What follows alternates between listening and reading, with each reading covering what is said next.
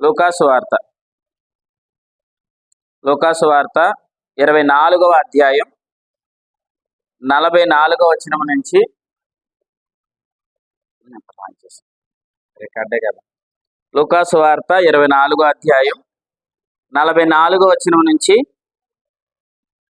49వ వచనం వరకు మొత్తం అంటారా? అంటే మీకన్నా యశ్వంత్కి ధైర్యం ఉంది, చదవండి.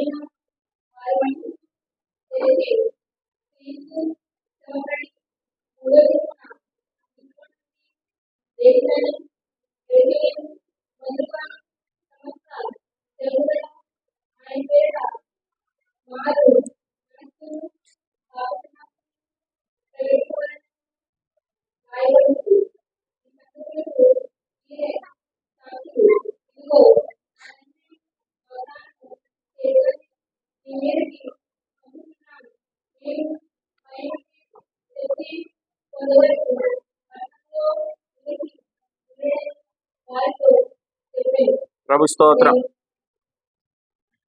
ఇద్దరికి చప్పలు కొట్టండి.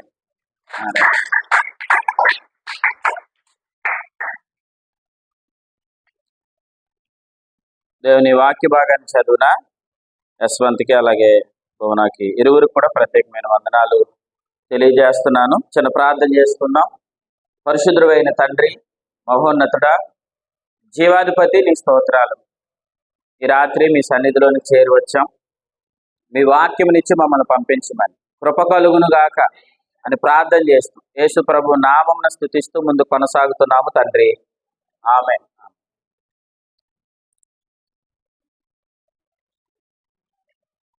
ప్రభు నామానికి మహిమ కలుగును గాక. ఆమేన్. రెండు చేతుల పైకెత్తి ప్రభు స్తోత్రం చెప్దాం. హల్లెలూయా. మనము లూకాసు వార్త 24వ అధ్యాయం 44వ వచనంలో నుంచి లేఖన భాగాన్ని చదువుకున్నాం.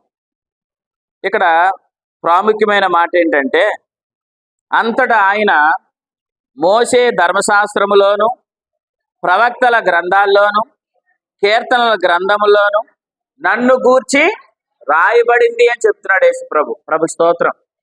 ఈ మాట చెప్పే టయానికి యేసు ప్రభు చనిపోయారు, అంటే మృతి పొందారు, సమాధి చేయబడ్డాడు. 3వ రోజున ఆయన తిరిగి లేచాడు. లేచిన తర్వాత ఆయన శిష్యులతో మాట్లాడుతున్న మాట. దేవుని స్తోత్రం చెప్పండి.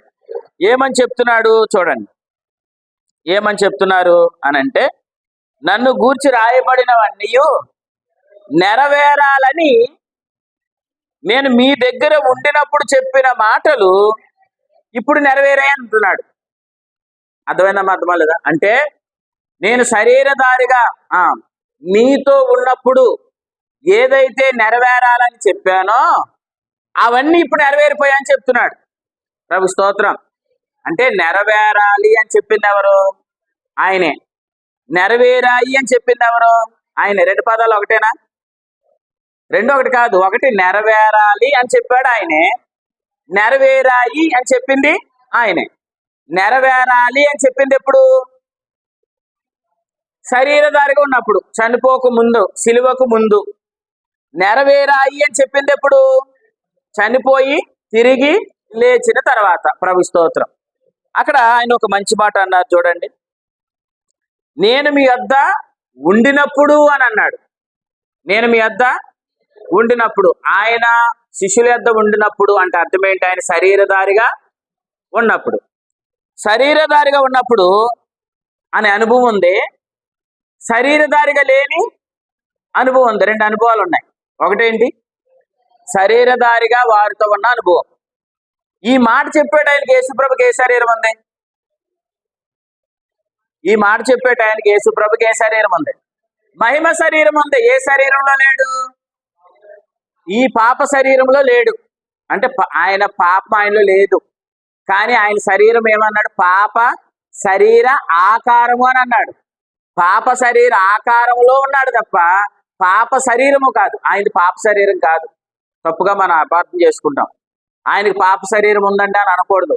రోమపత్రిక 8లో ఏముందంటే పాప శరీర ఆకారముతో అన్నాడు. అర్థమైందా? కాబట్టి యేసు ప్రభు భూమి మీద ఉన్నప్పుడు ఆయన పాప శరీర ఆకారంతో ఉన్నాడు. సిలువేయబడి మరణించి తిరిగి లేచిన తర్వాత పాప శరీర ఆకారమిక లేదు, ఆయన మహిమ శరీరంలో ఉన్నాడు. ప్రభు స్తోత్రం చెప్పండి. అంటే ఆయన చనిపోక ముందు ఉన్న శరీరం వేరు, చనిపోయిన తర్వాత ఉన్న శరీరం వేరు. రైట్. చనిపోక ముందు నేను మీతో ఉన్నాను అన్నాడు. నేను మీతో ఉన్నాను అన్నాడు. అంటే చనిపోయిన తర్వాత మీతో ఉన్నాను అన్నాడా? మరి ఎక్కడున్నా అన్నాడు? మార్కు సువార్త 16వ అధ్యాయం. మార్కు సువార్త 16వ అధ్యాయం.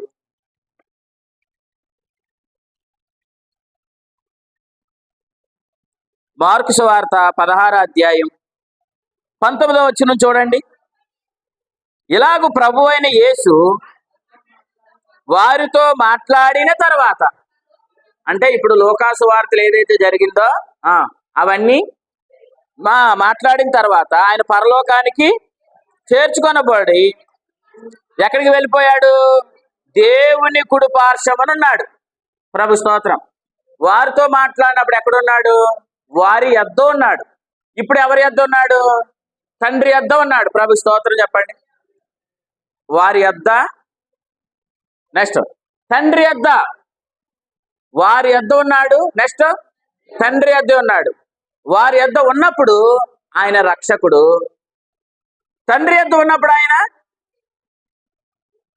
చెప్పాలి యాజకుడు. అర్థమైంది? అర్థమలేదు. వారి యొద్ద ఉన్నప్పుడు ఆయన ఎవరు? రక్షకుడు. ఏ శరీర ఆకారంలో ఉన్నాడు?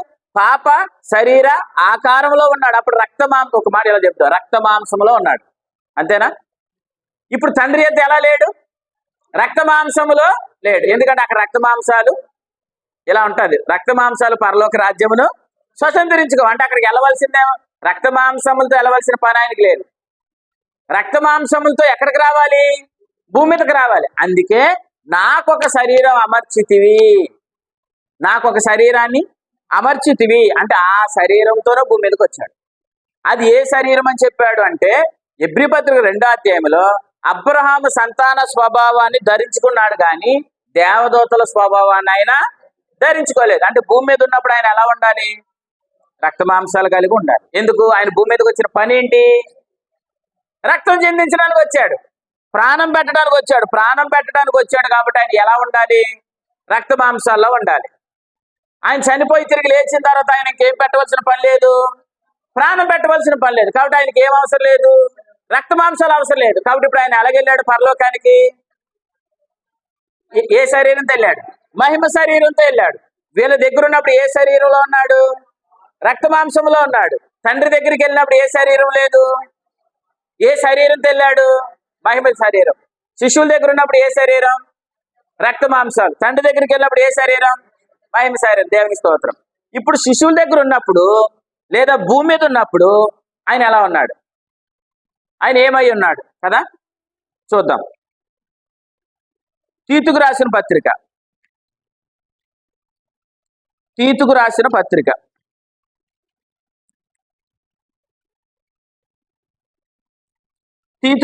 పత్రిక 2వ అధ్యాయం 11వ వచనం చదవండి.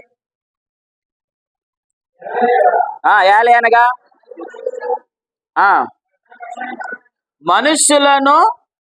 మనుష్యులకు రక్షణకరమైన దేవుని కృప అది. యేసు ప్రభు మొదటి రాకడలో మొదటి ప్రత్యక్షత శరీరధారిగా రక్తమాంసములు ఈ లోకానికి వచ్చాడు కదా. ఆ ప్రత్యక్షతలో ఆయన ఎందుకు వచ్చాడు? అది రక్షణ కొరకు. దేవుని స్తోత్రం. ప్రభు ఆమోస్తో దీవించిన కాక. ఎందుకు వచ్చాడు భూమి మీదకి? రక్షణ కొరకు వచ్చాడు. ఎవరిని రక్షించడానికి? చెప్పాలి. ఎవరిని రక్షించడానికి? ఎవరిని? మనుషులను అని ఉంది అక్కడ, అంతేనా? మనుషులను రక్షించడానికి ఆయన మొదటి రాకల్లో రక్త మాంసాలతో శరీరధారిగా భూమి మీదకి వచ్చాడు. ఇప్పుడు ఎలా చెప్పండి, యేసు ప్రభు మరి పరలోకానికి ఏ శరీరంతో వెళ్ళాడు? మహిమ శరీరంతో వెళ్ళాడు. ఎవరి ఎద్దకు వెళ్ళాడు? తండ్రి ఎద్దకు వెళ్ళాడు. ఎవరి కోసం వెళ్ళాడు? మనుషులందరి కోసం అని అంటే రాంగ్ అయిపోద్ది. మనుషులందరి కోసం కాదు, ఓన్లీ విశ్వాసుల కోసం వెళ్ళాడు అన్నది. మనుషులందరి కోసం భూమి మీదకి వచ్చాడు. అందమైందా? మనుషులందరి కోసం భూమి మీదకి వచ్చాడు. ఎలాగా? రక్త మాంసాల్లో భూమి మీదకి వచ్చాడు, రక్షించడానికి వచ్చాడు. కానీ పరలోకానికి ఎలాగెళ్ళాడు? మహిమ శరీరంతో వెళ్ళాడు. ఎవరి కోసం వెళ్ళాడు? మనుషులందరి కోసం కాదు, కేవలం యేసు ప్రభు నందు విశ్వాసం ఉంచి నీతిమంతులుగా తీర్చబడిన వారందరి కొరకు ఇప్పుడు పరమందు ప్రభు జీవిస్తున్నాడు. దేవుని స్తోత్రం చెప్పండి. వచనం చూపించిన రైట్, వచనం చూపిస్తాను రండి. హెబ్రీయులకు రాసిన పత్రిక 7వ అధ్యాయం. హెబ్రీయులకు రాసిన పత్రిక 7వ అధ్యాయం 25వ వచనం చదవండి. ఈయన తన ద్వారా దేవుని యొద్దకు వచ్చి వారి పక్షమున, ఎవరి కొరకు? దేవుని యొద్దకు. ఎవరి కొరకు? దేవుని యొద్దకు వచ్చిన వారంటే ఎవరు? విశ్వాసులు. దేవుని యొద్దకు వచ్చు వారి పక్షమున, అందరి కోసమా? ఆయన దగ్గరకు వచ్చిన వారి కోసమా? ఆయన దగ్గరికి ఎవరైతే వచ్చారో వారందరి పక్షమున విజ్ఞాపన చేయటానికి తండ్రి యొద్ద జీవిస్తున్నాడు. దేవుని స్తోత్రం చెప్పండి. అంటే మీ కొరకు ఒక ఆయన జీవిస్తున్నాడు. ఆయన ఎక్కడ లేడు? సమాధిలో లేడు. అది మన ముందు వాక్యాలు. అది భూమి మీద లేడు. ఇప్పుడు ఇలా అన్నాడు, భూమి మీద ఉంటే మరి ఏమవ్వడం? భూమి మీద ఉంటే ఏమవ్వలేడు. ఇప్పుడు ఈ వచనం ప్రకారం విజ్ఞాపన చేయలేడు. విజ్ఞాపన చేసేది ఎవరు? యాజకుడు. అంటే భూమి మీద ఉంటే ఆయన ఏం కాలేడు? యాజకుడు కాలేడు. అందుకే త్వరగా ఆయన తండ్రి దగ్గరికి వెళ్ళిపోయాడు. అర్థమైన దేవుని స్తోత్రం చెప్పండి. యేసు ప్రభు భూమి మీద ఉంటే ఏం కాలేడు? యాజకుడు కాలేడు. ఉందా వచనం? కింద చదవండి. 8వ అధ్యాయం 4వ వచనం. ధర్మశాస్త్ర ప్రకారం అర్పణలు అర్పించేవారు ఉన్నారు గనుక, అది చూడండి, ఈయన భూమి మీద ఉంటే యాజకుడై ఉండాడు. కాబట్టి ఇప్పుడు ఈయన ఎక్కడికి వెళ్ళిపోవాలి? ఎక్కడికి వెళ్ళిపోవాలి? దేవుని స్తోత్రం. భూమి మీద ఉన్న ఎడల ఈయన ఏమవడు? యాజకుడై ఉండడు. దేవుని నమ్మిన పిల్లల వారందరి కొరకు పరలోకముల తండ్రి ఎదురు ఏం చేయాలి? విజ్ఞాపన చేయాలంటే ఇప్పుడు యేసు ప్రభు ఎక్కడికి వెళ్ళిపోవాలి? దేవుని స్తోత్రం. అంటే ఇప్పుడు ప్రభు ఎక్కడికి వెళ్ళిపోయాడు? మనుషుల యొద్ద నుండి తండ్రి యొద్దకు వెళ్ళిపోయాడు. భూమి మీద నుండి పరలోకానికి వెళ్ళిపోయాడు. ప్రభు స్తోత్రం. భూమి మీద ఉంటే ఆయన ఎవరు? భూమి మీద ఉన్న ఎడల ఆయన యాజకుడు కాడు. కాబట్టి ఇప్పుడు ఎక్కడికి వెళ్ళిపోయాడు? కాబట్టి ఇప్పుడు ఆయన ఎక్కడెవరు? యాజకుడు. భూమి మీద ఉంటే ఎవరు? భూమి మీద ఉంటే రక్షకుడు. అది భూమి మీద ఉంటే రక్షకుడు. పరమోకి వెళ్తే ఆయన ఎవరు? యాజకుడు. ఇప్పుడు చెప్పండి, యేసు ప్రభు నమ్మని వారందరికీ ఆయన ఎవరు? యేసు ప్రభు నమ్మని వారందరికీ ఆయన ఎలా కనబడాలి? రక్షకుడిగా కనబడాలి. యేసు ప్రభు నమ్మిన మనందరికీ ఆయన యాజకుడిగా కనబడాలి. ప్రభు స్తోత్రం చెప్పండి. మీరు ఇంకా రక్షకుడుగా ఆయన చూడటం కాదు, యాజకుడుగా చూడాలి. ఎందుకు? ఆయన మన కొరకు విజ్ఞాపన చేయడానికి పరలోకములు ఆయన ఏం చేస్తున్నాడు? యాజకత్వం చేస్తున్నాడు, జీవిస్తున్నాడు. ప్రభు స్తోత్రం. ఆయన జీవిస్తున్నాడని విశ్వాసి ఆయన వైపు చూస్తే, ఆయన జీవిస్తున్నాడని విశ్వాస ఆయన వైపు చూస్తే మనం జీవిస్తాం. ఒక మాట చెప్పనా? అది ఈరోజు క్రైస్తవైన సగం మందికి, ఎక్కువ మందికి యేసు ప్రభు పరలోకానికి వెళ్ళి జీవిస్తున్నాడన్న సంగతి తెలియదు. గోపాన్ని ఎప్పుడన్నా అన్నా మనం? వాళ్ళు యేసు ప్రభు చనిపోయాడు, సమాజపడ్డాడు, లేచాడు, పరలోకి వెళ్ళిపోయాడు. ఎందుకు వెళ్ళిపోయాడు? మనందరి కొరకు స్థలములు సిద్ధపరచడానికి వెళ్ళిపోయాడు. అంటే ఇంకా ఎందుకు రాలేదంటే అక్కడ ఇంకా స్థలాలు అవ్వలేదు. అంతేనా? అక్కడ ఇంకా ఏం అవ్వలేదు, స్థలములు సిద్ధపరచలేదు. అప్పుడు వెళ్ళినాడు, ఇప్పుడు దాకా ఏం సిద్ధపరుస్తున్నాడు? అంటే ఎంత ల్యాండ్లు కొలుపుతున్నారన్నమాట. అక్కడ 3 సెంట్లు ఇవ్వాలా, 4 సెంట్లు ఇవ్వాలా అని. యేసు ప్రభు ఆల్రెడీ వెళ్ళాడు, స్థలం సిద్ధపరిచేశాడు. ఆయన వెళ్ళాడు. నోవా కాదండి. నోవా అయితే వాడకట్టడానికి ఎంత టైం పట్టింది? సుమారు 100 సంవత్సరాలు పట్టింది. యేసు ప్రభు స్థలం సిద్ధపరచడానికి ఎంత టైం చాలు? సృష్టి కలిగింది కాక అని అన్నాడు, భూమి కలిగింది. పరలోకానికి వెళ్ళి ఆయన అప్పటి నుంచి ఇప్పటి వరకు స్థలం సిద్ధపరుస్తున్నాడు కాదు, ఆల్రెడీ యేసు ప్రభు నమ్మిన వారందరిని ఎక్కడ కూర్చోబెట్టాడు అంటే నీకు ఆల్రెడీ అక్కడ స్థలం ఉంది. అంటే ఆయన వెళ్ళిన నాడే స్థలములు ఏం చేయబడ్డాయి? సిద్ధపరచబడ్డాయి. యేసు ప్రభు నమ్మిన వారందరికీ అక్కడ స్థలం ఇచ్చాడు. ప్రభు స్తోత్రం చెప్పండి. ఆల్రెడీ మనందరికి అక్కడ స్థలం ఉంది. ఆమేన్ చెప్పండి. మనందరి కొరకు ఆయన ఏముంచాడు? స్థలం ఉంచాడు. చాలా మందికి తెలియని విషయం ఏంటంటే యేసు ప్రభు వచ్చాడు, చనిపోయాడు, వెళ్ళిపోయాడు, ఇప్పుడు మరలా త్వరలో రాబోతున్నాడు అని చెప్తున్నారే కానీ ఈ మధ్యలో ఒక అనుభవం ఉంది. ఆ అనుభవం ఏంటంటే వెళ్ళిన ఆయన పరలోకంలో జీవిస్తున్నాడు. ఎవరి కొరకు? నా కొరకు. స్తోత్రం. నా కొరకు జీవిస్తున్నాడు అన్న సంగతి నాకు అర్థమైతే, ఆయన జీవిస్తున్నాడు అనే విషయం నాకు అర్థమైతే నేను జీవిస్తాను. ఆమేన్ చెప్పండి. యోహాను సువార్త 14వ అధ్యాయం. యోహాను సువార్త అయితే ఈ మాట చూడండి, ముందుకు వెళ్దాం. ఈ మాట చూసి యోహాను సువార్త 14వ అధ్యాయం ఈ మాట చూడండి ఒకసారి.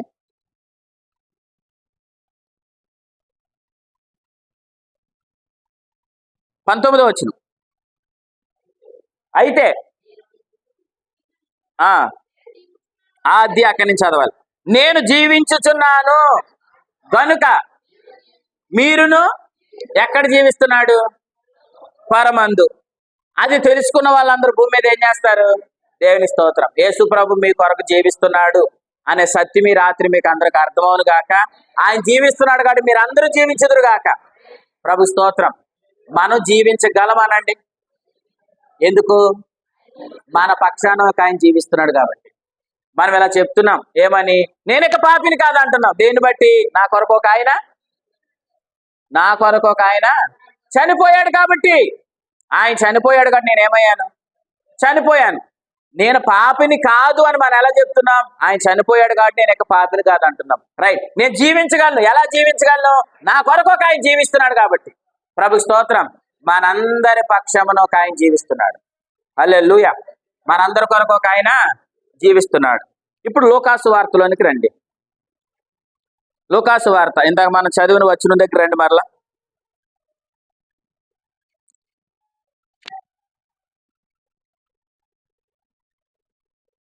లూకాసు వార్త 24వ అధ్యాయం 44. నేను మీ వద్ద ఉండినప్పుడు, కనిపించిందమ్మా? నేను మీ వద్ద ఉండినప్పుడు. మన వద్ద ఉండినప్పుడు అంటే మనుషుల మధ్యలో ఉన్నప్పుడు ఆయన ఎవరు? శరీరధారిగా ఉన్నాడు, ఇంకా రక్త మాంసంలో ఉన్నాడు కాబట్టి ఆయన ఎవరు? రక్షకుడు. ఇప్పుడు ఆయన ఎక్కడికి వెళ్ళిపోయాడు? తండ్రి యొద్దకు వెళ్ళాడు అనండి. తండ్రి యొద్ద ఉన్నాడు. ముందు ఎక్కడున్నాడు? భూమి మీద. మనుషుల యొద్ద అందాం. మనుషుల యొద్ద ఉన్నాడు ఒకప్పుడు. అప్పుడు ఎవరు? రక్షకుడు. తండ్రి యొద్ద ఉన్నాడు. ఇప్పుడు ఆయన ఎవరు? యాజకుడు. భూమి మీద ఉన్నప్పుడు ఎవరు? రక్షకుడు. పరలోకంలో ఉన్నాడు కాబట్టి యాజకుడు. రైట్. ప్రభు స్తోత్రం. ఇప్పుడు ఇలా చదువుదాం. మీ వద్ద ఉన్నప్పుడు అని చెప్తూ, మీ వద్ద ఉన్నప్పుడు అంటే మనుషుల మధ్యలో ఉన్నప్పుడు ఆయన ఎవరు? రక్షకుడు కదా. సమరీ స్త్రీ ఆ ప్రాంతం వారికి సువార్త చెప్పిన తర్వాత ఆ ప్రాంతంలో ఉన్న వారందరూ యేసు ప్రభుని గురించి ఏమన్నారు? ఈయన నిజముగా చెప్పాలి లోక రక్షకుడు అని చెప్పారు. ఈయన నిజముగా ఎవరు? లోక రక్షకుడు అని వాళ్ళు ఏం చేశారు? ఒప్పుకున్నారు కదా. ఇప్పుడు ఈయన యాజకుడు అని ఒప్పుకోవాల్సిన వారు ఎవరు? అప్పుడు సమరయలో ఉన్న వారందరూ సువార్త విని ఈయన నిజముగా లోక రక్షకుడు అని ఒప్పుకున్నారు లేదా? ఒప్పుకున్నారు. ఇప్పుడు విశ్వాసులందరూ ఏం ఒప్పుకోవాలి? ఈయన రక్షకుడు అని ఒప్పుకోవడం కాదు. ఇప్పుడు మనం ఏం ఒప్పుకోవాలి? ఈయన గొప్ప యాజకుడు ఉన్నాడని ఒప్పుకోవాలా? ప్రభు స్తోత్రం చెప్పండి. నేను చెప్పింది అర్థమైందా? మనుషుల మధ్యలో ఉన్నప్పుడు ఏమని ఒప్పుకోవాలి? రక్షకుడు అని ఒప్పుకోవాలి. తండ్రి యొద్ద ఉన్నప్పుడు ఏమని ఒప్పుకోవాలి? యాజకుడు అని ఒప్పుకోవాలి. మనం ఏమని ఒప్పుకోవాలి? యాజకుడు అని ఒప్పుకోవాలి. మన ఒప్పుకోలు యాజకుడు ఉన్నాడని ఒప్పుకోవాలి. ప్రభు స్తోత్రం. చూపిస్తాను రండి. హెబ్రీయులకు రాసిన పత్రిక 3వ అధ్యాయం.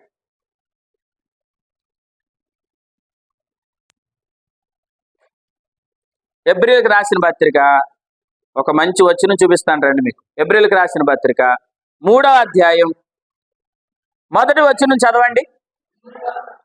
ఇందువలన పరలోక సంబంధమైన పిలుపులో పాలు పొందిన ఎవరండి? ఇలా అన్నాను. మనుషుల విశ్వాసుల? విశ్వాసులు. మనుషులు అంటే ఎవరంటే, మనుషులు అని రాయబడిందంటే బైబిల్ ఎప్పుడు వాళ్ళు ప్రభుని అంగీకరించలేని వారని అర్థం.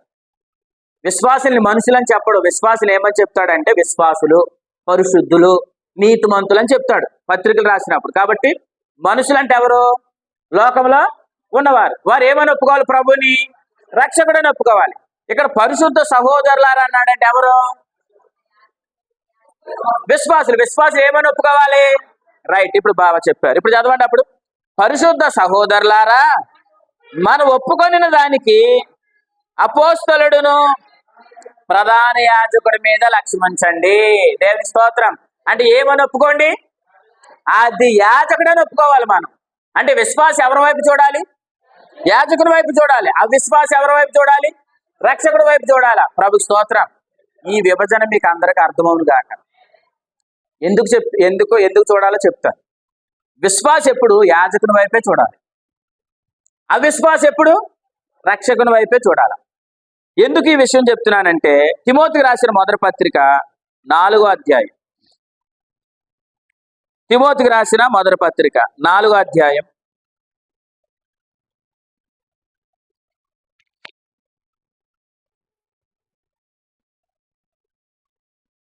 10వ వచనం చదవండి.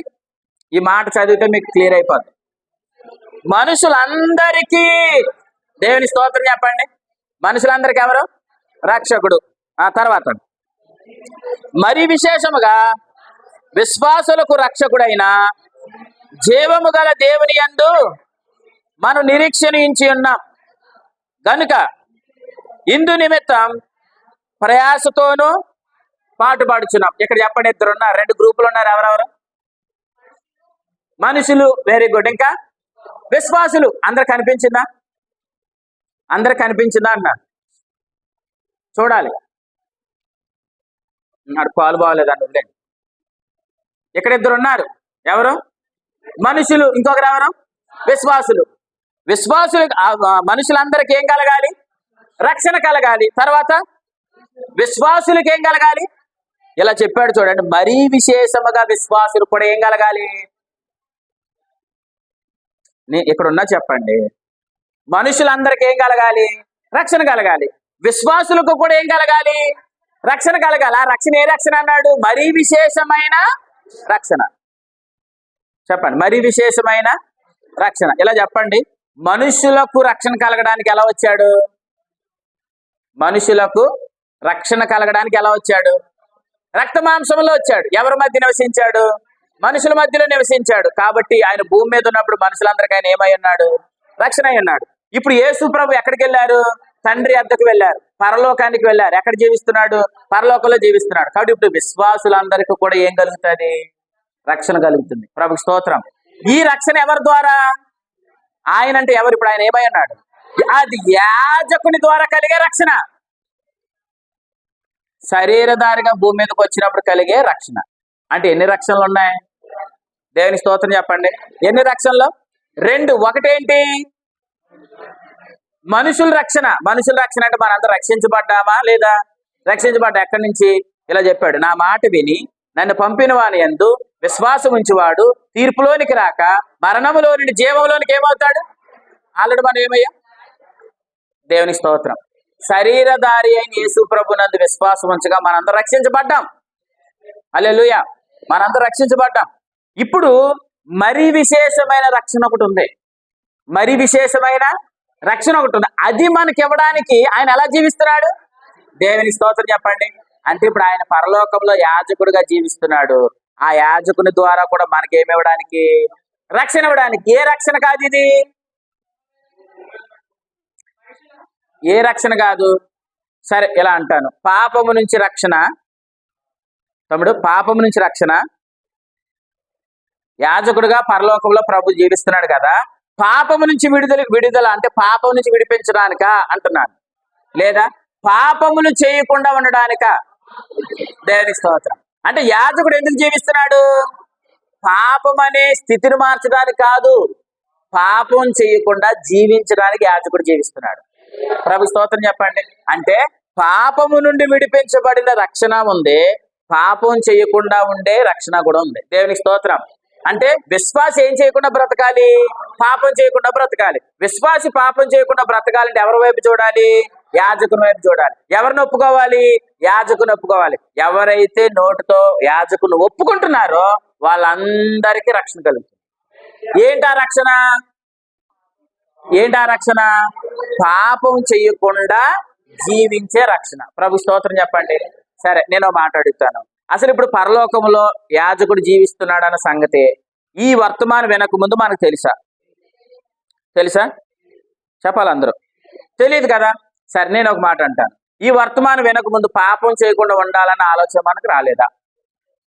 పాపం చేయకుండా జీవించాలన్న ఆలోచన మనకు రాలేదా అంటున్నాను. వచ్చింది. సరే, నెక్స్ట్, పాపం చేయకుండా ఉండడం అనేది కలిగిందా? అది పాయింట్. గోపన్న, కలిగిందా అంటున్నాను. ఖచ్చితంగా ఒప్పుకోవాలి. నేనైనా ఒప్పుకోవాలి. ఎందుకు? పాపం చేయకుండా ఉండాలన్న మనసులో కోరిక ఉంది. కానీ పౌలు గారు ఎలా అన్నారు? మేలు చెయ్యాలన్న కోరిక నాకుంది, కీడు చెయ్యకూడదు అన్న కోరిక నాకుంది. కానీ మేలు చెయ్యాలనుకుంటున్నాను, కానీ మేలు చెయ్యక కీడునే చేస్తున్నాను అన్నాడు. అంటే అర్థం ఏంటి? అంటే తప్పు చేయకుండా ఉండాలన్న కోరిక ఉందా? కోరిక మంచిదా చెడ్డదా? కోరిక మంచిదే, కానీ దాని ఫలితం మాత్రం శూన్యం. అలాగే మన కొరకు యాజకుడు జీవిస్తున్నాడు అని నువ్వు ఒప్పుకునేంత కాలం వరకు కూడా తప్పు చేయకుండా జీవించాలి అని ఆలోచన ఉంటుందే తప్ప తప్పు చేయకుండా జీవించడం అనేది నీకు ఎప్పటికీ కలదు. అర్థమలేదా? కానీ నా కొరకు ఆయన భూమి మీదకి వచ్చాడు, రక్షకుడు అని నమ్మాం. నమ్మగానే పాపం నుంచి విడుదల కలిగింది. ఆయన తండ్రి యొద్దకు వెళ్ళాడు, పరలోకంలో జీవిస్తున్నాడు. ఇప్పుడు ఆయన ఎవరు? యాజకుడు. ఆయన జీవిస్తున్నాడు కాబట్టి అనే సత్యం నీకు అర్థమైతే, ఆయన యాజకుడు అనే సత్యాన్ని నువ్వు ఒప్పుకుంటే చాలు, ఆ రోజు నుంచి పాపం చేయకుండా ఉండే జీవితం అనేది నీకు కలుగుతుంది. ప్రభు స్తోత్రం చెప్పండి. అది మీకు అందరికీ కలుగును కాక. ఒక మాట చెప్తాను. ఇప్పుడు ఆయన భూమి మీద ఉన్నప్పుడు ఎవరి మధ్యలో ఉన్నాడు? మనుషుల మధ్యలో కదా. ఏ లోకంలో? వందనాలు. భూమి మీద ఉన్నాడు. తర్వాత మనుషుల మధ్యలో ఉన్నాడు. ఎలా వచ్చాడు? రక్త మాంసంలో వచ్చాడు. దేని కొరకు వచ్చాడు? రక్షించడానికి వచ్చాడు. ఇప్పుడు యేసు ప్రభునందు మన విశ్వాసం ఉంచగానే మనకి ఏం కలిగింది? రక్షణ కలిగింది. ఎక్కడి నుంచి విడిపించబడ్డాం? పాపము నుంచి విడిపించబడ్డాం. విడిపించబడ్డాం అంటానికి రుజువేంటి? అది హల్లెలూయా చెప్పండి గట్టిగా. దేవుని స్తోత్రం చెప్పండి. పాపము నుంచి విడిపించబడ్డామంటానికి రుజువేంటంటే పరిశుద్ధాత్మను మన హృదయంలోని కుమ్మరించేశాడు. ప్రభు స్తోత్రం చెప్పండి. పరిశుద్ధాత్మను మన హృదయంలోని కుమ్మరించాడు. ఎందుకు కుమ్మరించాడంటే పాపము నుంచి నువ్వు విడిపించబడ్డావు కాబట్టి పరిశుద్ధాత్మ నీ హృదయంలోని కుమ్మరించాడు. ప్రభు స్తోత్రం చెప్పండి. ఇప్పుడు రెండు, పరమందు యాజకుడు నా కొరకు జీవిస్తున్నాడు, ఆయన యాజకుడు అయి ఉన్నాడని ఏ రోజైతే నువ్వు ఒప్పుకోవడం స్టార్ట్ చేస్తావో ఆ రోజు నుంచి నీలో నా ఆత్మ ప్రభు పని చేయడం స్టార్ట్ చేస్తాడు. ప్రభు స్తోత్రం చెప్పండి. నీలోనికి ఎప్పుడు వచ్చాడు? ఎలా చెప్పనా? ఆయనే రక్షకుడు అని ఒప్పుకున్నప్పుడు. అంతేనా? ఆయనే రక్షకుడు అని ఒప్పుకున్నప్పుడు నీలోనికి వచ్చాడు. ఇప్పుడు నెక్స్ట్, ఆయనే యాజకుడు నా కొరకు పరమందు జీవిస్తున్నాడు, ఆయన జీవిస్తున్నాడు కాబట్టి నేను జీవించగలను అని ఏ రోజైతే నువ్వు ఒప్పుకుంటావో అప్పుడు నీలోనికి వచ్చిన ఆత్మ నీలో పనిచేయడం స్టార్ట్ చేస్తాడు. ప్రభు స్తోత్రం చెప్పండి. ఆయన మనలోనికి వచ్చాడు కాబట్టి మనం దేవుని ఆలయం.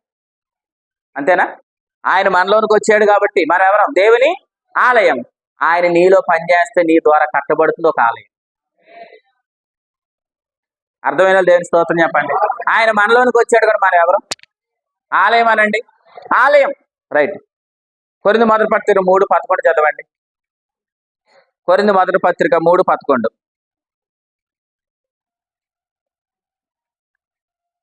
కొరింథీలకు రాసిన మొదటి పత్రిక 3వ అధ్యాయం 11 వచ్చింది. 12 మీరు దేవుని ఆలయమై ఉన్న 16 మీరు దేవుని ఆలయమై ఉన్నారనియు దేవుని ఆత్మ మీలో నివసిస్తున్నాడని మీరు ఇలా చెప్పండి. దేవుని ఆత్మ మనలోనికి వచ్చాడు కాబట్టి మనం ఎవరం? దేవుని ఆలయం. చెప్పండి, మనందరం ఎవరం? దేవుని ఆలయం. ఎందుని బట్టి? ఎందుకు మన దేవుని ఆలయం అయ్యాం? దేవుని ఆత్మ మనలోనికి వచ్చాడు కాబట్టి. దేవుని ఆత్మ ఎందుకు వచ్చాడు మీలోనికి? రక్షకుడని ఒప్పుకున్నా. రక్షకుడని ఒప్పుకోగానే ఏం మారింది చెప్పాలి. నేనండి యేసుప్రభు నమ్మినండి, నేనండి బొట్టు తీసానండి, యేసుప్రభు నమ్ముకున్నాను, ఇంకా ఆ రోజు నుంచి అండి ఆ రోజు నుంచి సోలీలు తీసేసానండి, అందుకేనండి దేవుని ఆత్మ నాలోకి వచ్చాడు అనకూడదు. అర్థం లేదమ్మా. మన బొట్టు తీసేసినంత మాత్రాన, సౌలీలు తీసేసినంత మాత్రాన ఆత్మప్రభు మనలోనికి రాలేదు. యేసు రక్షకుడని ఒప్పుకోవడం వల్ల మనలోనికి వచ్చాడు. ప్రభు స్తోత్రం చెప్పండి. యేసు రక్షకుడని ఒప్పుకోవడం ద్వారా ఆయన మనలోనికి వచ్చాడు. కాబట్టి మనం ఎవరం? ఆలయం. ప్రభు స్తోత్రం చెప్పండి. ఇక్కడ మీరు ఎంతమంది ఉన్నారో మీరు అందరూ ఒక్కొక్క ఆలయం, అందరూ ఒక్కొక్క ఆలయం. ప్రభు స్తోత్రం చెప్పండి. ఇప్పుడు వచ్చిన ఆయన ఇప్పుడు ఎక్కడ ఉన్నాడు? మనలో ఉన్నాడు. కాబట్టి మనం ఎవరం? ఆలయం కదా. ఇప్పుడు ఆయన యాజకుడని ఏం చేయాలా? ఒప్పుకోవాలి. ఎక్కడ చదివాం మాట? ఎబ్రిపత్రి 3:1 చదివాం. పరలోక సంబంధమైన పిలుపులో పాలు పొందిన సహోదరులారా, మీరు ఒప్పుకొనినా ఆ ప్రధాన అపోస్తలుడును ప్రధాన యాజకుడని యేసు మీద మీరు ఏముంచండి? లక్ష్యం ఉంచండి అని అన్నాడు. అంటే యేసు అనే యాజకుడి మీద మనం ఏముంచాలి? లక్ష్యం ఉంచాలంటే ఆయన యాజకుడని ఒప్పుకోవాలి. యాజకుడని ఒప్పుకోవడం అంటే అర్థం ఏంటి? పరలోకానికి వెళ్ళాడు, నా పక్షమున ఆయన జీవిస్తున్నాడు, నా కొరకు తండ్రికి విజ్ఞాపన చేస్తున్నాడు. నా కొరకు ఆయన ఏం చేస్తున్నాడు? విజ్ఞాపన చేస్తున్నాడు. ఆయన ఇప్పుడు పరలోకంలో యాజకుడు అని నేను ఏ రోజైతే ఒప్పుకుంటానో, ఇప్పుడు ఆయన నాలో ఉండి, ఆయన ఇప్పుడు నాలో ఉన్నాడు కాబట్టి నేను ఆలయం. ఇప్పుడు ఆయన నాలో ఎప్పుడైతే నేను యాజకుడు అని ఒప్పుకుంటున్నానో, ఆయన నాలో పనిచేసి నా ద్వారా కట్టబడుతుంది ఒక ఆలయం. ప్రభు స్తోత్రం చెప్పండి. ఇదంతా ఒక్క వచనంలో మీకు చూపిస్తాను రండి. ఎఫెసీయులకు రాసిన పత్రిక 2వ అధ్యాయం ఆఖరి వచనం చదవండి. ఎఫెసీయులకు రాసిన పత్రిక 2వ అధ్యాయం ఆఖరి వచనం. ఆయన మీలో, ఆయనలో మీరు, దేవుని స్తోత్రం చెప్పండి, ఆత్మ మూలముగా దేవునికి నివాస స్థలమై ఉండుటకు. అదేంటి? ఆల్రెడీ మనం ఆలయమే కాదా? ఆలయమే. మళ్ళీ కట్టబడుతున్నారు అంటాడేంటి? 5వ వచనం చదవండి. 5వ వచనంలో ఇలా ఉంటుంది చూడండి. ఆలయముగా ఉండుటకు తండ్రి యొద్దకు చేరి ఉన్నాం అని ఉంటుంది చూడండి. తండ్రి సన్నిధికి చేరి ఉన్నాం. 18వ వచనం అది ఇప్పుడు చదవండి. ఒక్క ఆత్మయందు తండ్రి, ఒక్క ఆత్మయందు తండ్రి సన్నిధికి మనం చేరతామనుందా? చేరి ఉన్నామనుందా? అంటే దేవుని యొద్దకు ఏ రోజైతే వచ్చామో అప్పుడు మనలోనికి ఎవరు వచ్చారు? అంటే 18వ వచనం ఏం చెప్తుంది? మనము దేవుని ఆలయం అని చెప్తుంది. ఆఖరి వచనం ఎన్నో వచనం తమ్ముడది? 22వ వచనం ఏం చెప్తుంది? ఆయన నీలోనికి వచ్చాడు కాబట్టి ఆయన మూలముగా నువ్వు ఒక మందిరం కట్టాలని చెప్తుంది. అర్థమైందా? అర్థమా లేదా? జాన్ ప్రసాద్ అర్థమవుతుందా? ఏమర్థమైంది? మీరు చెప్పిందే అర్థమైంది అంటావా? ప్రభు స్తోత్రం. 18వ వచనం ఏంటి చెప్పండి? పోలే మీరు చెప్పండి. పురుషులందు పుణ్య పురుషులు వేరయ్యా. చెప్పండి, పురుషులు చెప్పండి ఫస్ట్. 18వ వచనం ఏంటి? ఆత్మ ఉన్నాడు కాబట్టి మనకు ఒక ఆలయం. మనం ఒక ఆలయం అనండి. ఆత్మ ప్రభు ఉన్నాడు కాబట్టి మనమే ఒక ఆలయం. ఇంకా ఈజీగా చెప్పాలంటే దేవుని ఆత్మ నాలో ఉన్నాడు కాబట్టి నేనే ఒక మందిరం. ప్రభు స్తోత్రం. ఇప్పుడు దీన్ని మీరు కొనసాగింపు చేయండి. అంటే తాలింపులు వేయండి అమ్మా. చెప్పండి. 22వ వచనం. ఆత్మ ఉన్నాడు కనుక ఆత్మ మూలముగా ఒక మందిరం కట్టబడుతుంది. ప్రభు స్తోత్రం. ఎక్కడ ఒక మందిరం? ఆత్మ వచ్చాడు కాబట్టి ఒక మందిరం, ఆత్మ మూలముగా మనం కడుతున్నాం ఒక మందిరం. ప్రభు స్తోత్రం. 2 ఒకటి కాదు. 18వ వచనంలో రక్షకుడని ఒప్పుకున్నాం, దేవుని మందిరం అయ్యాం. 22వ వచనంలో ఆత్మ మూలముగా మనం ఒక మందిరం కట్టబడుతుంది. ప్రభు స్తోత్రం చెప్పండి. మీకు మాట చెప్పనా? ఆల్రెడీ ఎవ్వరికి కనబడకుండా ఒక మందిరం కట్టబడుతుంది. ఎవ్వరికి కనబడకుండా ఒక మందిరము కట్టబడుతున్నానండి. ఏ రాళ్ళతో? ఏ రాళ్ళు? పేతురు రాసిన మొదటి పత్రిక చూడండి. మందిరము కట్టబడుతుంది. పేతురు రాసిన మొదటి పత్రిక 2వ అధ్యాయం. పేతురు రాసిన మొదటి పత్రిక 2వ అధ్యాయం 5వ వచనం చదవండి. పేతురు రాసిన మొదటి పత్రిక 2వ అధ్యాయం. కూర్చోరాజే, ఫోన్ వచ్చినా స్విచ్ ఆఫ్ చేసేసుకోవాలి. చదవండి. పేతురు రాసిన మొదటి పత్రిక 2:5 చదవాలమ్మా. యేసుక్రీస్తు ద్వారా దేవునికి అనుకూలమును ఆత్మ సంబంధమైన బలులు అర్పించుటకు పరిశుద్ధ యాజకులుగా ఉండునట్లు మీరును అది మాట్లాడు సజీవమైన రాళ్ల వలె ఉండి ఆత్మ సంబంధమైన మందిరముగా మీరు ఏం చేయబడుతున్నారు? దేవుని స్తోత్రం చెప్పండి. అంటే ఆల్రెడీ ఏం చేయబడుతుంది? సజీవమైన రాళ్లతో మందిరము కట్టబడుతుంది. ప్రభు స్తోత్రం చెప్పండి. ఏ రాళ్ళు ఇవి? సజీవమైన రాళ్ళు. ఎంతకాలం నుంచి కట్టబడుతుంది? ఈ సజీవమైన రాళ్లతో మందిరం ఎప్పటి నుంచి కట్టబడుతుంది అన్నాను. వద్దన్నా అలుగుదురండి. ఈ సజీవమైన రాళ్లతో మందిరం ఎప్పటి నుంచి కట్టబడుతుంది? ఆలయమై ఉన్నప్పుడు. ఈ మందిరం ఎప్పుడు స్టార్ట్ అయింది అంటున్నాను. సరే, దీనికి పునాది ఎవరు వేశారు? యేసు ప్రభు వేశారు. ఎన్ని సంవత్సరాలు వేసి? ఆయన పరలోకానికి ఎప్పుడు వెళ్ళారు? 2000 సంవత్సరాలు. అంటే 2000 సంవత్సరాల క్రితం ఆయన పునాది వేశాడు. ఏ మందిరానికి? ఆత్మ సంబంధమైన మందిరానికి, సజీవమైన రాళ్లతో కట్టే మందిరానికి ఆయన ఏమేసి వెళ్ళాడు? పునాది వేసి వెళ్ళాడు. ఆ పునాదిని ఏం చేయలేరు ఎవరు కదపలేరు. అంతేనా? అందుకే ఈ సంఘం అనే మందిరాన్ని ఇప్పటికి ఎవరు కదపలేకపోయారు. ఎవరు కదపలేరు. ఎందుకంటే ఇది స్థిరమైన పునాది. యెషయా గ్రంథంలో ఒక మాట ఉంటుంది. ఇక్కడికి వద్దాం మరలా ఒక్కసారి. ఇక్కడ చేయబెట్టి యెషయా గ్రంథం 28వ అధ్యాయం. యెషయా గ్రంథం 28వ అధ్యాయం చూడండి, 16వ వచనం. ప్రభువుకు యెహోవా ఇలాగ సెలవిచ్చుచున్నాడు, సియోనులో పునాది రాతిని వేసిన వాడును నేనే. అది ఏ రాయి? పరిశోధించబడిన రాయి. వినండి. దానికి మరొక పేరు ఉంది, అమూల్యమైన తలరాయి. వినండి ఒక్క చదవండి. ఇలా రాయి, బహు స్థిరమైన పునాది. దేవుని స్తోత్రం చెప్పండి. అంటే ఈ పునాది ఏ రాయి తీయబడింది? అమూల్యమైన పరిశోధించబడిన రాయితో పునాది వేయబడింది. ఆ అమూల్యమైన రాయే మన ప్రభువైన యేసుక్రీస్తు. దేవుని స్తోత్రం చెప్పండి. ఆయన వేసిన పునాది ఏ పునాది? అక్కడ ఏమని చూడండి, బహు స్థిరమైన పునాది. దేవుని స్తోత్రం. అంటే దాన్ని ఏం చేయలేరు, ఎవ్వడు కదపలేడు. అంటే మందిరానికి ఆయన ఏమేసి వెళ్ళిపోయాడు? రాయి, పునాది రాయి వేసేసి వెళ్ళిపోయాడు. ఆ రాయి ఏ రాయి? స్థిరమైన రాయి. దాన్ని ఏం చేయలేరు, కదపలేరు. ఇప్పుడు ఆ రాయి మీద సజీవమైన రాళ్ల వలె మన అందరూ ఏం చేయబడుతున్నాం? మందిరముగా కట్టబడుతున్నాం. ప్రభు స్తోత్రం చెప్పండి. అంటే ఆత్మ మూలముగా మనమందరము సజీవమైన రాళ్ల వల్ల ఏం చేయబడుతున్నాం? కట్టబడుతున్నాం అని చెప్పండి. కట్టబడుతున్నాం. మీరందరూ కూడి వచ్చిన ప్రతిసారి మనసాక్షి ఏమవుతుంది? కడగబడుతుంది.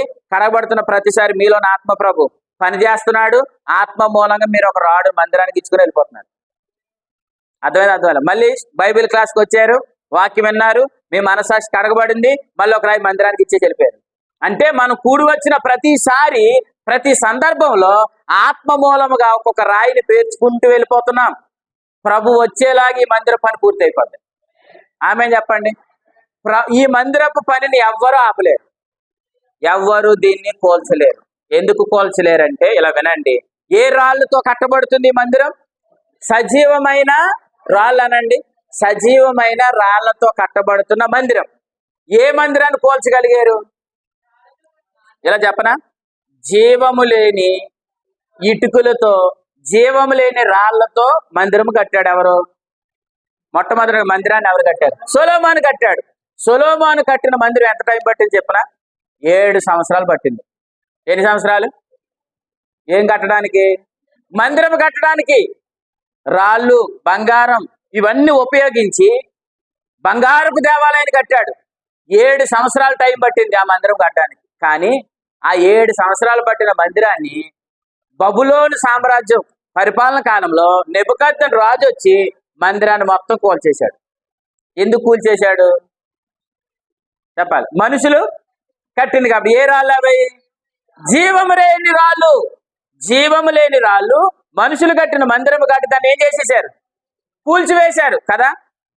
నెక్స్ట్ ఈ మందిరం కట్టి కూల్చివేసిన తర్వాత మరలా నెక్స్ట్ యజ్రా, జెరుబ్బాబేలు, హగ్గై గారి కాలంలో మరలా మందిరం కట్టారు. ఈ మందిరమే యేసు ప్రభు యెరూషలేములో పుట్టింటాయనగా అక్కడ మందిరం ఉంది. ఆ మందిరం కోసం శిశువులు వచ్చి అడిగారు, రాయి మీద రాయి ఎంత అందంగా ఉంది ప్రభు అని అనగానే యేసు ప్రభు ఏమన్నారు? మీకు రాయిలు కనబడుతున్నాయా? రేపు పొద్దున రాయి మీద రాయిని కూడా పోదాం చూడండి అన్నాడు.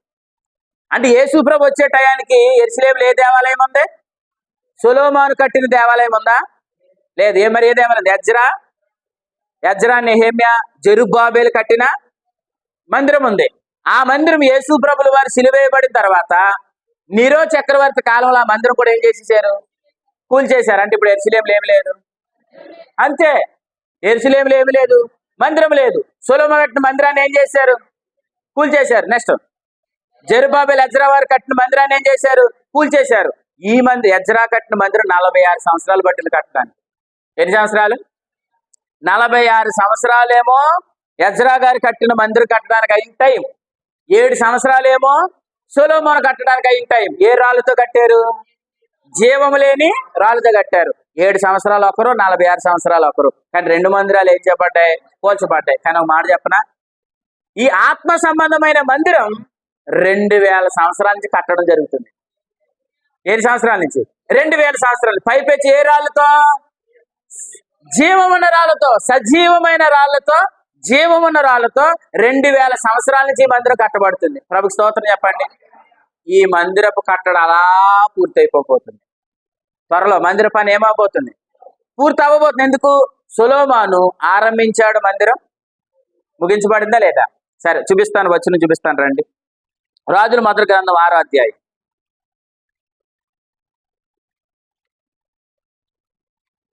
రాజుల మొదటి గ్రంథం 6వ అధ్యాయం.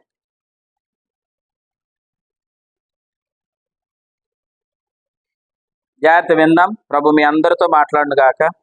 రాజుల మొదటి గ్రంథం 6వ అధ్యాయం మొదటి వచనం చదవండి. డైరెక్ట్ కావాల్సిన వచనం చదవండి. మందిరము, ఇలాగ వినండి వినండి. యెహోవా మందిరము కట్టింప ఆరంభించెను. కనిపించిందా మీకు? మందిరం కట్టడం ఏమైంది? ఆరంభించబడిందా? ఇప్పుడు చివరి వచనం చదవండి. అదే 6వ అధ్యాయం చివరి వచనం. 6వ అధ్యాయం చివరి వచనం. అమ్మా 38వ వచనం అమ్మా. 11వ సంవత్సరం బూలు అని 8వ మాసమున దాని ఏర్పాటు చొప్పున దాని ఉపకరణములన్నిటినీతోనూ మందిరపు ఏమైంది? సమాప్తమైందానండి? సమాప్తమైంది. 7 సంవత్సరాలు సొలొమోను దాన్ని, అంటే మొదటి వచనంలో ప్రారంభించాడు, చివరి వచనానికి ఏమైంది? క్లోజ్ అయిందానండి? సమాప్తమైందానండి? ఎన్ని సంవత్సరాలు పట్టింది? అంటే ప్రారంభించారు, ముగించబడింది. ప్రభు స్తోత్రం. ఇప్పుడు జకర్యా గ్రంథం. జకర్యా గ్రంథం చూపిస్తాను రండి. దానికి యోహాను సువార్త 2వ అధ్యాయం. యోహాను సువార్త 2వ అధ్యాయం 20వ వచనం చదవండి.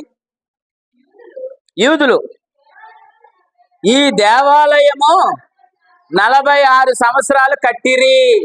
కనబడిందా వచనం? అంటే జెరుబ్బాబేలు కాలంలో మందిరం ఎంత టైం పట్టింది కట్టడానికి? అంటే 46 సంవత్సరాల కాలం పట్టింది. అంటే అందరూ ఇలా చూడండి. సొలొమోను కట్టిన మందిరం ప్రారంభించబడింది, ముగించబడింది. జెరుబ్బాబేలు కట్టిన మందిరం ఆరంభించబడింది, ముగించబడింది. ఎన్ని సంవత్సరాలు కట్టారు? సొలొమోను 7 సంవత్సరాలు, జెరుబ్బాబేలు 46. నేనేమంటానంటే ఇప్పుడు యేసు ప్రభు మందిరం కూడా, యేసు ప్రభు మందిరం అంటే ఏంటి? దేవాలయం. ఆయన పునాదేసి వెళ్ళాడు, మందిరం ఏం చేయబడింది? కట్టబడింది కదా. నేనేమంటాను, సొలొమోను కట్టినవే పని పూర్తయితే, జెరుబ్బాబేలు కట్టిన మందిరం పూర్తయితే, రేపు ఈ మందిరము ఆత్మ సంబంధమైన మందిరం అనేది కూడా త్వరలో పూర్తి అవబోతుంది. అర్థమైందా? అర్థమలేదా? ఆరంభించి ఎన్ని సంవత్సరాలు అయింది? 2000 సంవత్సరాలు.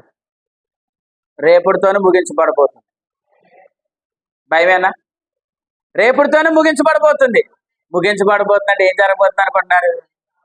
అది రేపే ముగించబడుతుందంటే అర్థం ఏంటంటే, ఆయన ఏ రోజైతే ఆయన రాక జరిగిందో ఆ రోజు నుంచి ఆత్మ సంబంధమైన మందిరం కట్టబడిపోయిందని అర్థం. ప్రభు స్తోత్రం చెప్పండి. త్వరగా కట్టబడును గాక. మరి అలా అనేసారండి, మరి చూసుకోండి. మరి తిమోతి గారు త్వరగా వచ్చేవాళ్ళు అంటున్నారు, వచ్చేవాళ్ళు అంటారా? మరి మన స్లాప్ ఒప్పుకున్నారు, అది వాళ్ళు చేసుకుంటారు అనాలి. మీరు ఎవరు చేసుకుంటారు? మీ మేస్త్రులు చేసుకుంటారు. ప్రభులో లేని వారైతే వాళ్ళందరూ మందిరాలు ఆ శ్లోపాలు కట్టుకుంటారు. వాళ్ళు అనుకోవాలి ఏమైపోయాడు ఈ సీన్ గారు, ఇంటికి వచ్చి చూస్తేనేమో మొత్తం ఫ్యామిలీ లేరు, అడిగిదాం కదా ఎదుర్కొంటే సత్యవేణి గారు లేరు. మొత్తం మీద ఎంత సోర్లంత చెల్లికేమో తెలుస్తుందేమో అక్కడికి వెళ్ళి అడిగితే చెల్లి లేదు. సరే వాళ్ళ అమ్మగారిని అడిగాను, అమ్మగారిని వాళ్ళ అమ్మగారు లేరు. వీళ్ళందరూ ఎక్కడికి వెళ్ళిపోయారు? ప్రభు వచ్చాడు, ఎత్తబడ్డారు. ప్రభు స్తోత్రం చెప్పండి. ప్రభు వచ్చారు, ఏమయ్యారు? ఎత్తబడ్డారు. అంటే సొలొమోను కట్టిన మందిరం కూల్చబడింది. నెక్స్ట్ జెరుబ్బాబెలు కట్టిన మందిరం కూల్చబడింది. సొలొమోను కట్టిన మందిరం ప్రారంభించబడింది, ముగించబడింది. ఎవరి చేతుల మీద? సొలొమోను చేతుల మీద. జెరుబ్బాబెలు కట్టిన మందిరం 46 సంవత్సరాలు ప్రారంభించబడింది, ముగించబడింది. అయితే రేపు యేసు ప్రభు ప్రారంభించిన ఈ మందిరము కూడా త్వరలోనే పూర్తవబోతుంది. ఒక మాట చెప్పరా, ధైర్యమైన మాట. ఈ మందిరం ఇక్కడ ఎలా పూర్తయితే యెరూషలేములో మందిరం అలా లేపబడుతుంది. అర్థం లేదా? ఎక్కడ మందిరం పూర్తవుతే ఇప్పుడు యెరూషలేములో త్వరలోనే మందిరం కట్టబడబోతుంది. యెరూషలేములో మందిరం కట్టబడును గాక. యెరూషలేము మందిరం కట్టబడాలి లేదా? యూదులందరి కొరకు మరలా మందిరం కట్టబడబోతుంది. అంటే ఇక్కడ ముగింపు, అక్కడ ఆరంభం. ప్రభు స్తోత్రం. ఇక్కడ ముగింపు, అక్కడ ఆరంభం. రేపు ప్రభు వస్తే సంఘం అంతా ఏమవుతుంది? ఎత్తబడుతుంది. ఇప్పుడు రక్షణ ద్వారం మరల ఎవరికి? ఇశ్రాయేలుకి. యూదులందరూ మరల ఇప్పుడు ఎవరి వైపు తిరగాలి? యేసు వైపు తిరగాలి. అంతేనా? ఎవరి వైపు తిరగాలి? యేసు వైపు తిరగాలి. మందిరం ఎక్కడ కట్టబడాలి అంటే ముందు మందిరం పని ఎక్కడ పూర్తవ్వాలి? ఎక్కడ పూర్తవ్వాలి? ఇప్పుడు యేసు ప్రభు ఎక్కడ ఉన్నాడు? మన మధ్యలోనే ఉన్నాడు. ఎక్కడ కడుతున్నాడు? మన మధ్యలోనే కడుతున్నాడు. ఇది ఏ మందిరం? ఆత్మ సంబంధమైన మందిరం. ఏ రాళ్ళతో కట్టబడుతుంది? సజీవమైన రాళ్ళతో కట్టబడుతుంది. ఆరంభించింది ఎవరు? ప్రభువే. దీన్ని ఆయన ఏం చేస్తాడు? ముగిస్తాడు. త్వరగా ముగించును గాక. త్వరగానే ముగిస్తాడు. ఇప్పుడు త్వరలోనే ఈ మందిరం పూర్తవబోతుంది. నేనేమంటానంటే మందిరం అయితే అయిపోద్ది, కానీ మీరు ఎన్ని రాళ్ళు వేసారు ఆ మందిరంలో? అది అక్కడ లెక్క, అది తేలుతుంది. ఆ మందిరంలో నీ రాళ్ళు ఎన్ని? సరే, నీ ద్వారా ఆత్మ ద్వారా ఎన్ని సత్క్రియలు జరిగాయి? ఆత్మ ద్వారా నువ్వు ఎంత జీవించావు? ఆత్మ ద్వారా ఎటువంటి అనుభవాలు కలిగి? ఇవన్నీ రాళ్ళే. ప్రభు స్తోత్రం చెప్పండి. దేవుని మందిరానికి వచ్చిన ప్రతిసారి, లేదు బైబిల్ క్లాస్కి వచ్చిన ప్రతిసారి, ఇవన్నీ మనం వచ్చి మన ద్వారా ఆత్మ ద్వారా జరుగుతున్నాయి. చూసారా? ఆత్మ మూలముగా కట్టబడుతున్నాం అంటే అర్థం ఏంటి? ఆత్మ మనలో పనిచేసి పాపం చేయకుండా జీవించడం అనే అనుభవం కలుగుతుంది. ఆత్మ మనలో పనిచేసి పరిశుద్ధత అనే ఫలం ఫలిస్తుంది. ఆత్మ మనలో పనిచేసి దేవుని పరిచర్యకి ఇవ్వడం, ఆత్మ మనలో పనిచేసి సువార్తకు వెళ్ళడం, ఆత్మ మనలో పనిచేసి ప్రతి పనిలో దేవుని పనిలో మనం వాడబడుతున్నాం. మనం దేవుని పనిలో ఎంత వాడబడుతున్నామో ఆత్మ ద్వారా ఎంత కట్టడం జరుగుతుందో. ఈ కట్టడం అంతా ఏంటనుకుంటున్నారు? ప్రతిసారి మన మందిరంలో ఒక్కొక్క రాడ్ వేసుకున్నాం. మీరు ఎప్పుడైనా ఇలా చూసారా? రోడ్డు వారు దేవాలయాలు కట్టబడతాయి. ట్రాక్టర్ల మీద ఇటుకలు తీసుకుని వెళ్ళాళ్ళు ఏం చేస్తారో చెప్పారు మీకు తెలుసా? ఎక్కడైతే దేవాలయాలు కట్టబడుతున్నాయో ఇటుకల మీద వెళ్ళే వాళ్ళు అందరూ ఒక 2 ఇటుకలు పాడేస్తుంటారు అక్కడ. నేను ఇంజనీర్లో చూశాను.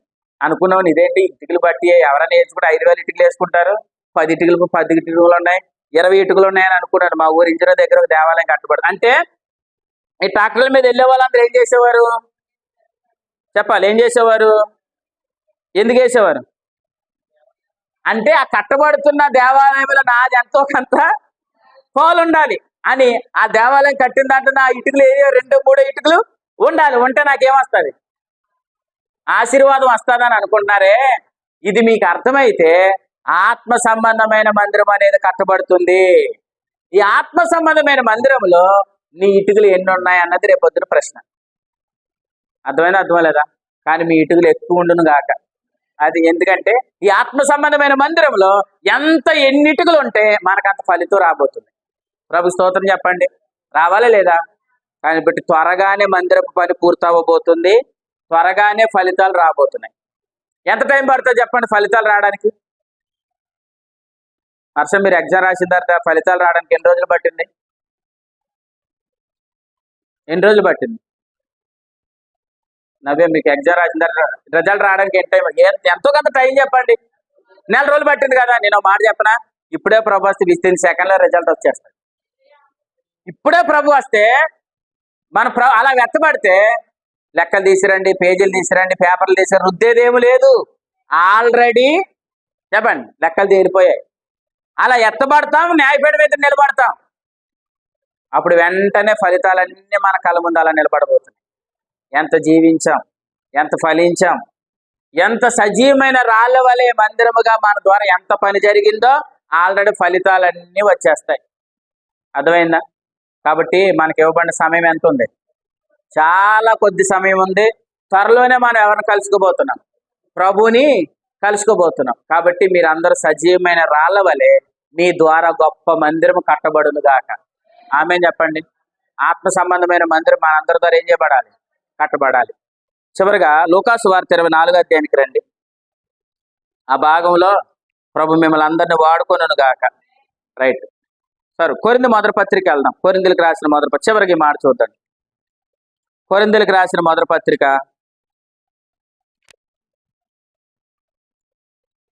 3వ అధ్యాయం 9వ వచనం చదవండి. మేము దేవుని జత పని వారమై ఉన్నాం.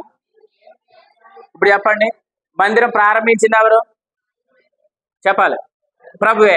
సజీవమైన రాళ్ళు ఇస్తుంది ఎవరు? కడుతుంది ఆయన. సజీవమైన రాళ్ళు ఎవరు? మనం. కడుతుంది ఆయన, సజీవమైన రాళ్ళు ఇస్తుంది ఎవరు? మనం కదా. అంటే ఇప్పుడు ఆయన పనిలో మనకి ఏమై ఉన్నాం? అది ఇక్కడ ఈ మాట చూడండి. మేము దేవుని జత పని వారమై, అంటే ఎవరి పనితో జత? దేవుడు మందిరాన్ని కడుతున్నాడు, ఆ మందిరంలో మనం కూడా ఎవరు? జత పనివారం. ప్రభు స్తోత్రం చెప్పండి. జత పనివారమై ఉన్నాం. మీరు దేవుని వ్యవసాయమును, అది ఎవరు? దేవుని గృహమునై ఉన్నారని చెప్పి ఇప్పుడు 15వ వచనం చదవండి. ఒకని పని కాల్చివేయబడిన ఎడల వానికి ఏం కలుగును? నష్టము కలుగును. 14వ వచనం చదవండి. పునాది మీద ఒకటి కట్టిన ఎడల, పని నిడిచిన ఎడల ఒకడికి ఏం కనబడుతుంది? ఒకడికి నష్టమానండి, ఒకటి జీతమానండి. జీతం ఎవరికి? జీతం ఎవరికి చెప్పండి? ఆయన కడుతున్న మందిరంలో సజీవమైన రాళ్ళుగా ఎవరైతే ఉన్నారో, సజీవమైన రాళ్ళుగా ఎవరైతే ఉన్నారో, లేదంటే పని చేశారో, ఆత్మ మూలంగా ఎవరైతే కట్టబడ్డారో వాళ్ళందరికీ ఏం కలుగుతుంది? జీతం కలుగుతుంది. ప్రభు స్తోత్రం. అలా ఎవరైతే కట్టబడలేకుండా ఉన్నారో వాళ్ళందరికీ ఏం కలుగుతుంది? నష్టం కలుగుతుంది. సరే, నష్టం కలిగింది కాబట్టి వాళ్ళందరూ ఎక్కడికి వెళ్ళిపోతారు? నరకంలోనికి. చెప్పండి, నరకంలోనికి వెళ్తారని లేదు. ఇప్పుడు నెక్స్ట్ వచనం చదవండి, 15వ వచనం. ఒకని పని కాల్చివేయబడిన ఎడల వానికి ఏం కలుగుతుంది? నష్టమానండి, నష్టం కలుగుతుందా? అతడు తన మట్టుకే రక్షించబడును గాని అగ్నిలో నుండి తప్పించుకొనినట్లు. అంటే అతను నష్టం అంటే ఏ నష్టం? నష్టం అంటే ఏ నష్టం? సరే, నష్టం అంటే ఏ నష్టం కాదు? నష్టం అంటే ఏ నష్టం కాదు అంటున్నాను. నరకానికి వెళ్ళిపోతున్నాడని చెప్తలేదు ఇక్కడ. ఎందుకు? అతనిలో ఎవరున్నారు? ఆత్మప్రభు ఉన్నాడు కాబట్టి నరకంలో నుంచి అయితే తప్పించుకుంటాడు. కానీ ఆత్మ సంబంధమైన మందిరముగా సజీవమైన రాళ్ళ వల్ల అతను ఆత్మ మూలముగా కట్టబడలేదు కాబట్టి నరకాన్ని అయితే తప్పించుకున్నాడు, కానీ అతని పని అంతా కాలిపోద్ది అన్నాడు. అతనికి ఏమొస్తుంది?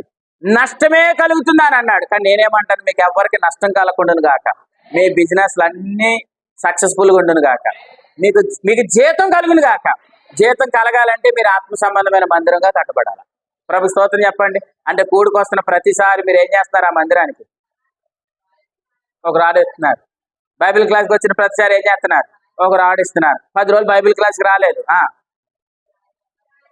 ఆ లైన్లో మందిరం కట్టబడుతున్న లైన్లో నీ రాడు లేదు. అక్కడ 2 వారాలు ఎగ్గొడేసావు, ఆ లైన్లో ఏమి లేదు, రాళ్ళు లేవు. దేవుని పని విషయంలో నీకు భాగం లేదు అంటే అక్కడ ఆ మందిరం కట్టబడేదాంట్లో నీకేం లేదు, రాళ్ళు లేదు. నేనేమంటానంటే అప్పుడు నీ పని కాలిపోతుంది. నీకేం మిగులుతుంది? నష్టమే మిగులుతుంది. కానీ అగ్నిలో నుండి మాత్రం అగ్నిలో నుండి మాత్రం తప్పించబడతావు, కానీ నీకు మాత్రం గొప్ప నష్టం కలుగుతుందని చెప్పాడు. అర్థమైందా? కాబట్టి మీరు ఎవ్వరు నష్టపోకుందురు గాక, సజీవమైన రాళ్ల వలె మీరు అందరూ కట్టబడుదురు గాక. ప్రభు ఆల్రెడీ మందిరాన్ని ప్రారంభించాడు. అది త్వరలోనే ఆయన ముగించబోతున్నాడు. ముగించేలోగా మందిరంలో నీ రాళ్ళు ఎన్ని? ఆమేన్ చెప్పండి. ఆ మందిరంలో నీ రాళ్ళు ఎన్ని? దానికి ప్రభు త్వరలోనే ఫలితం ఇవ్వబోతున్నాడు. కాబట్టి ప్రభు త్వరగా రాబోతున్నాడు. కాబట్టి దేని విషయంలో నిర్లక్ష్యంగా ఉండకండి. బైబిల్ క్లాస్ అయినా, ఆరాధన కూడికైనా, నీ చేతికి అప్పగించిన ఏ పని అయినా సరే శక్తి లోపం లేకుండా చేయండి అని చెప్పాడు ప్రసంగి గ్రంథం. కాబట్టి ప్రభు త్వరగా రాబోతున్నాడు. మందిరపు పని పూర్తవబోతుంది. సొలొమోను కట్టిన మందిర పని ఏమైంది? పూర్తయింది. జెరుబ్బాబెలు కట్టిన మందిర పని పూర్తయింది. యేసు ప్రభు ప్రారంభించబడిన మందిర పని కూడా పూర్తవుతుంది. అది పూర్తవకుండా ఎవ్వడు దీన్ని పాడు చేయలేడు. నెబుకద్నెజరు అవి జీవం లేని రాళ్ళు కాబట్టి పాడు చేయగలిగాడు. జెరుబ్బాబెలు కట్టిన ఆ మందిరం జీవం లేని రాళ్ళు కాబట్టి కోల్చగలిగాడు. కానీ ఈ మందిరాన్ని ఎవడు కోల్చలేడు. ప్రభు స్తోత్రం చెప్పండి.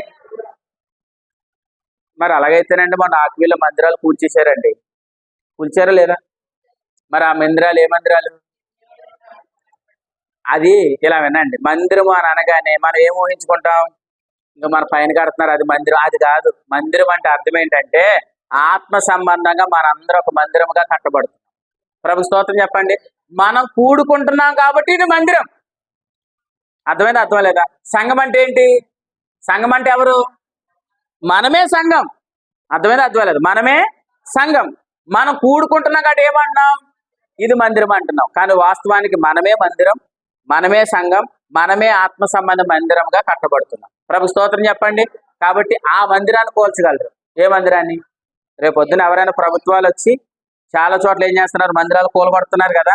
రేపొద్దున వచ్చి ఈ మందిరాన్ని కూడా కూలగొట్టచ్చు. కాదనలుగానవా? కూలగొట్టచ్చు. కానీ ఏం తీయలేరు? జీవము కలిగిన ఆత్మ సంబంధమైన మందిరం కట్టబడుతుంది చూసారా? దాన్ని ఏం చేయలేరు. ఇంకో మాట ఏంటంటే అది వాళ్ళకి కనబడదు కూడా. అది వాళ్ళకి కనబడదు. దాన్ని కడుతుంది ఎవరు? ప్రభు. ఎన్ని సంవత్సరాల నుంచి? 2000 సంవత్సరాలు. దాన్ని ఆయనే ముగిస్తాడు. దాన్ని ఎవ్వరు కోల్చలేరు. త్వరలోనే మందిర పని పూర్తవబోతుంది. లెక్కలన్నీ తేలబోతున్నాయి. కాబట్టి మీరందరూ, మీలో ఆత్మ ఉన్నాడు కాబట్టి మీరు ఒక ఆలయం. ఆత్మ మూలంగా మీరందరూ మందిరముగా కట్టబడుదురుగాక. ఆమేన్ చెప్పండి. మీరందరూ ఆత్మ మూలముగా మందిరముగా కట్టబడండి. అటువంటి అనుభూతిలో మీకు నష్టం కలగదు, మీకు మేలే కలుగుతుంది. చివరిగా మాట చెప్తున్నాను. ఆత్మ సంబంధమైన మందిరంగా మీరు కట్టబడుతున్నప్పుడు వ్యక్తిగతంగా కూడా మీకు ఆశీర్వాదం కలుగుతుంది. కలగాలే లేదా? వ్యక్తిగతంగా కూడా మీరు ఆశీర్వదించబడతారు. ఉద్యోగ విషయంలో కానీ, వ్యాపార విషయంలో కానీ, చదువు విషయంలో కానీ, ప్రతి విషయంలో కూడా మనం ఏం చేయబడతాం? ఆశీర్వదించబడతాం. ఎందుకంటే భక్తి అనేది ఏమన్నాడు? ఇప్పుడు జీవానికి రాబో జీవానికి అన్నాడు. అంటే రాబో జీవానికి ఉపయోగపడుతుంది, ఇప్పటి జీవానికి కూడా ఉపయోగపడుతుంది. మీ ఇల్లులు ఆశీర్వదించబడతాయి. ఆమేన్ చెప్పండి. మీ కుటుంబాలు ఆశీర్వదించబడతాయి. మీ ఇంట్లో ప్రతి అక్కర యేసు ప్రభు నామములో తీర్చబడును గాక. ఆమేన్ చెప్పండి. కాబట్టి ఆత్మ సంబంధం మందిరంగా కట్టబడితే మనం అన్ని విషయాల్లో ఆశీర్వదించబడతాం. యోహాను పత్రిక 3వ పత్రికలో అన్నాడు, ఆత్మలో ఎవరైతే వర్ధిల్లుతున్నారో వారు అన్ని విషయాల్లో, అంటే మీరు ఆత్మ సంబంధంగా మందిరంగా కట్టబడితే చాలు, మీరు అన్ని విషయాల్లో వర్ధిల్లుతారు. కాబట్టి మీరు మందిరం వైపు చూడండి. దేని వైపు చూడండి? ఆత్మ సంబంధంగా కట్టబడుతున్న మందిరం వైపు చూడండి. ఆ మందిరం వైపువే మీ ఫోకస్ పెట్టండి. దాని కొరకు ప్రయాసపడండి, దాని కొరకు పరిగెత్తండి. మీ పని ఎప్పటికీ నష్టం కలగదు. ఇక్కడ మీకు దీవెనే, అక్కడ దీవెనే. ఇక్కడ నెమ్మదే, అక్కడ నెమ్మదే. ఇక్కడ మన సక్సెస్ గా మన జీవితం ఉంటుంది, అక్కడ మన జీవితం కూడా గొప్ప. అటువంటి కృపలో దేవుడు మిమ్మల్ని భద్రం చేయను గాక. ఆమేన్ చెప్పండి. ఈ మాటలతో మీరు తిరిగి వెళ్ళండి. మీ హృదయానికి ఒక ఆదరణ మాట చెప్తాను. లూకాసు వార్త 24వ అధ్యాయం.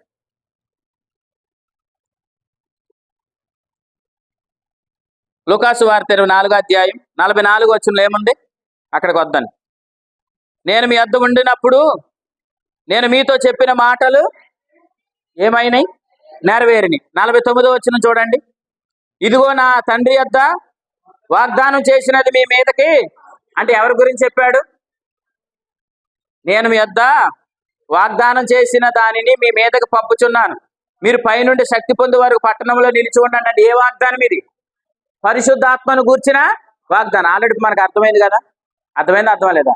ఇప్పుడు ఆయన ఎవరి మధ్యలో లేడు? 44లో మనుషుల మధ్యలో లేడు. ఎవరి మధ్యలోకి వెళ్ళాడు? ప్రభు మధ్యలోకి వెళ్ళాడు. ఆయన రక్షకుడుగా ఉన్నప్పుడు మనలోనికి ఎవరు వచ్చారు? పరిశుద్ధాత్మ ప్రభు వచ్చాడు. 49 అదే. ఇప్పుడు ఆయన ఎక్కడ ఉన్నాడు? పరలోకంలో ఉన్నాడు. కాబట్టి ఇప్పుడు మనలో ఉన్న పరిశుద్ధాత్మ ద్వారా మనం ఏం చేయబడుతున్నాం? కట్టబడుతున్నాం. కాబట్టి మీరు అందరూ కట్టబడితే మీకు అందరికి ఏం కలుగుతుంది? ఆశీర్వాదం కలుగుతుందా లేదా? కలుగుతుంది. ఇప్పుడు 50 చదవండి. 51. వారిని, దేవుని స్తోత్రం చెప్పండి, ఆశీర్వాదం మీకు అందరికి కలుగునుగా. అంటే ఆత్మ సంబంధమైన మందిరంగా కట్టబడితే మనకేం కలుగుతుంది? ఆశీర్వాదం. ఇప్పుడు 52 చదవండి. వారు ఆయనకు నమస్కారం చేసి మహా ఆనందంతో ఇంటికి తిరిగి వెళ్ళిపోయారు. ఆమేన్. ఈ ఆశీర్వాదం మీ అందరి మీద కలుగును గాక, కృప మీ అందరి మీద విడుదలవును గాక. మీరు ఆనందంతో తిరిగి వెళ్ళండి. ఎలా వెళ్ళండి? ఆనందంతో తిరిగి వెళ్ళండి. ఆనందంతో వారు తిరిగి వెళ్ళి ఎడతెగక దేవునికి స్తోత్రాలు చెల్లించారు. కాబట్టి ఇప్పుడు మీరు ఏం చేస్తారు? దేవునికి స్తోత్రాలు చెల్లించారు. అర్థమైందా? ఇప్పుడు మనం ఏదైతే వర్తమాన ప్రభు చెప్పాడో ఆ వర్తమానం అంతా 44వ వచనం నుంచి 53వ వచనం వరకు కూడా అంతా అదేలే. కాబట్టి మీరు ఆత్మ సంబంధమైన మందిరంగా ఆత్మ ద్వారా కట్టబడితే దేవుడు మిమ్మల్ని ఏం చేస్తాడు? ఆశీర్వదిస్తాడు. ఇప్పుడు మీ హృదయానికి ఏం కలుగుతుంది? ఆనందం కలుగుతుంది. ఇప్పుడు నిరంతరం దేవుని ఏం చేస్తారు? అంతే, మీరు స్తోత్రాలు చెల్లిస్తూ ఉంటారు. ప్రభు స్తోత్రం చెప్పండి. కాబట్టి అటువంటి ఆశీర్వాదం మీ అందరి గృహాల మీద కలుగును గాక, అటువంటి దీవెన మీ అందరి మీద కలుగును గాక, ఆనందంతో తిరిగి వెలుదురు గాక, నిరంతరం దేవునికి స్తోత్రాలు చెల్లించుదురు గాక. ఆమేన్. రైట్, తల వంచండి, మోకరించండి. ప్రభుకి స్తోత్రాలు చెల్లించి ప్రభు బలలోనికి ప్రవేశిద్దాం. ప్రభు మిమ్మల్ని దర్శించిన వారు హృదయపూర్వకంగా ప్రభుకి స్తోత్రాలు చెల్లించండి. కళ్ళు మూసుకోండి అందరూ కూడా. పరిశుద్ధుడైన తండ్రి, మహోన్నతుడా, జీవాధిపతి, నీ స్తోత్రాలు. మీరు ప్రేమించి మాకు అనుగ్రహించిన ఈ విలువైన సమయాన్ని బట్టి మీ స్తోత్రాలు. ప్రభువా, మీరు నాయన మనుషుల మధ్యలో ఉన్నారు గనుక తండ్రి వద్దకు వెళ్ళారు. నాయన మనుషుల మధ్యలో మీరు శరీరధారిగా ఉన్నారు, రక్త మాంసంలో ఉన్నారు, రక్షకుడుగా ఉన్నారు.